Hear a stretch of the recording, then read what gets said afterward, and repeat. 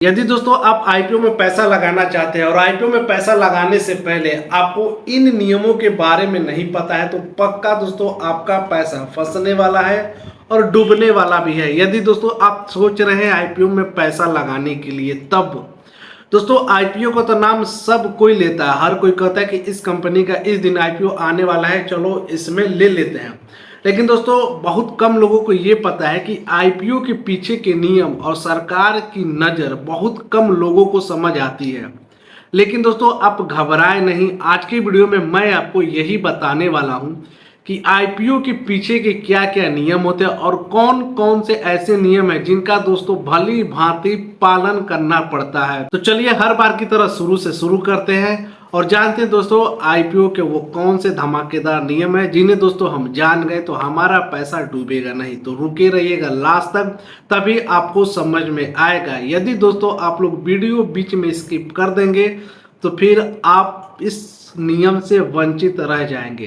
तो उम्मीद दोस्तों मैं यही करता हूं कि आपको आईपीओ के नियम यदि समझना है तो फिर दोस्तों आपको वीडियो में बना रहना पड़ेगा। आइए शुरू करते हैं। दोस्तों आज की वीडियो में मैं आपको 5 ऐसे नियम के बारे में बताने वाला हूं जिसे दोस्तों आप देख लिए, समझ लिए तो शायद ही दोस्तों आपका पैसा डूबेगा आईपीओ में। चलिए शुरू करते हैं। बहुत ध्यान से दोस्तों सुनिएगा तभी दोस्तों आपको समझ में आएगा। हो सके तो दोस्तों आप इसको कहीं लिख लेंगे तो ये आपके लिए और बेहतर होगा। नंबर 1 दोस्तों, सेबी अप्रूवल इज मैंडेटरी, मतलब दोस्तों सेबी की मंजूरी चाहिए। सेबी दोस्तों यानी securities and exchange board of India. I hope आपको सेबी के बारे में पता होगा। नहीं पता है तो दोस्तों शर्माए नहीं, घबराए नहीं, अब मुझे कमेंट में बता दीजिए, अगले वीडियो में आपको मैं सेबी के ऊपर वीडियो बना के दे दूंगा। खैर दोस्तों आगे बढ़ते हैं कि सेबी अप्रूवल इज मैंडेटरी क्यों है। जब किसी भी कंपनी को दोस्तों अपना आईपीओ लाना होता है तो सबसे पहले दोस्तों सेबी की मंजूरी लेनी पड़ती है, तभी जाके दोस्तों उस कंपनी का आईपीओ अलॉट होता है।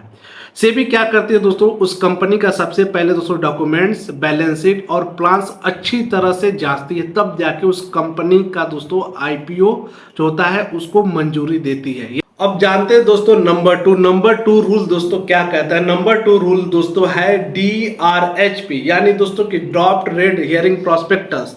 इसमें क्या होता है दोस्तों, जब कोई कंपनी अपना आईपीओ लाने की तैयारी करती है तो सबसे पहले दोस्तों उस कंपनी को अपना एक डॉक्यूमेंट बनवाना पड़ता है जिसे दोस्तों कहते हैं DRHP, यानी दोस्तों ड्राफ्ट रेड हियरिंग प्रोस्पेक्टस। इसमें क्या होता है दोस्तों मैं आगे आपको बताऊंगा।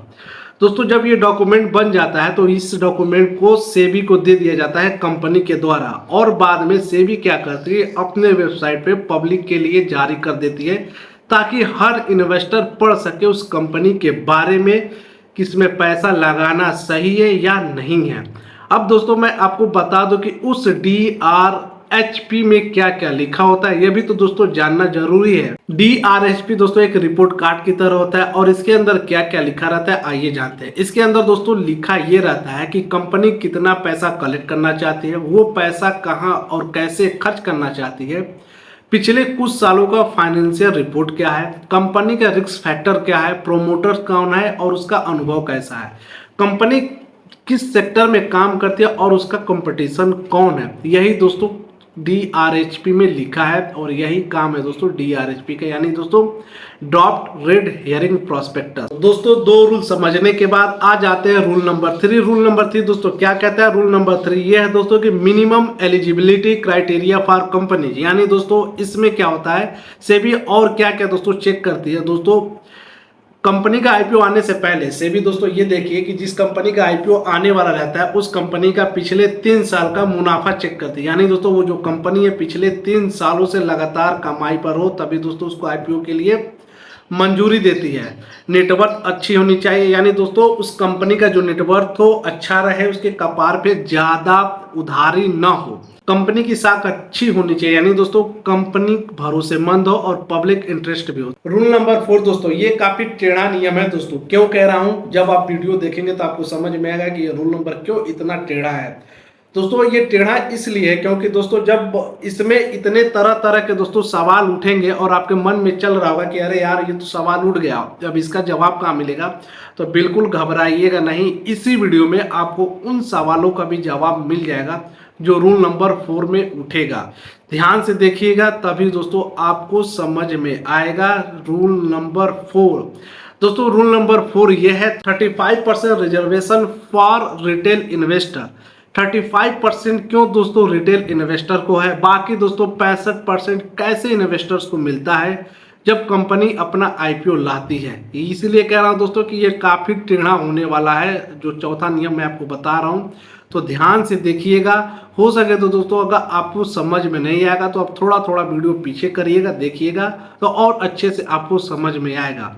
तो मैं क्या करता हूं दोस्तों, 35% रिजर्वेशन फॉर रिटेल इन्वेस्टर। 35% क्यों दोस्तों रिटेल इन्वेस्टर्स के लिए, बाकी 65% किन को मिलता है चलिए जानते हैं। पहले तो ये जानना है कि 35% में कौन आता है, ये रिटेल इन्वेस्टर्स कौन से। तो दोस्तों ध्यान से सुनेगा, as per SEBI regulation at least 35% of every IPO must be reserve for retail investor so that the common man also gets an opportunity to invest। मतलब दोस्तों 35% है, जो मतलब 100% में 35% रिटेल इन्वेस्टर्स को मिलता है।